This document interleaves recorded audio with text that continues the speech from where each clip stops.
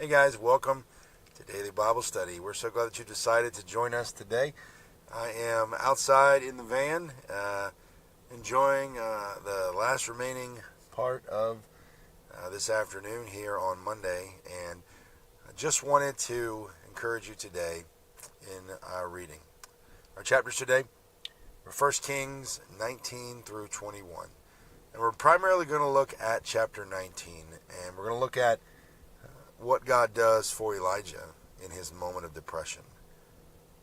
If you read this story and the events leading up to this story, you know that he has had an incredible moment on Mount Carmel, and at this point he has to flee because of Jezebel's threat to him, and he gets discouraged.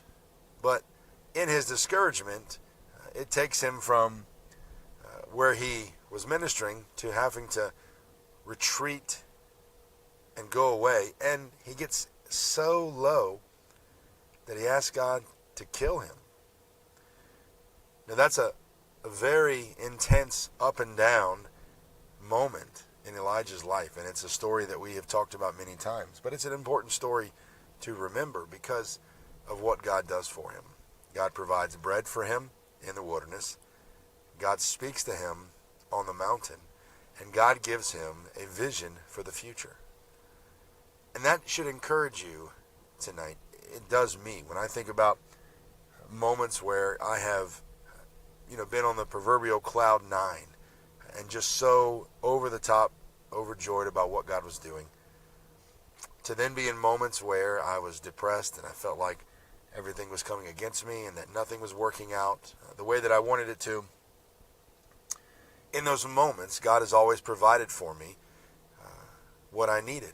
And that often comes to us through His Word, where He speaks to us through His Word. It also comes through times of worship. I was talking to one of my members today who was reminding me of that fact, and it was an encouragement to me that even in times of depression and anxiety and pain and sorrow, God speaks to us through those times of worship, and they're victorious, right? And so in Elijah's moment, in his experience of depression, God gives him bread on the mountain. God is a voice to him, right? He gives him bread in the wilderness. He's a voice to him on the mountain. And he's also gives him a vision for the future. So how does God do that in our lives? God reminds us of what He has put in our heart to accomplish. See, the enemy wants us to get discouraged in these moments and to give up. And it even happens to a prophet as great as Elijah, who gets so discouraged that he feels like he needs to go away, and he asks God to kill him.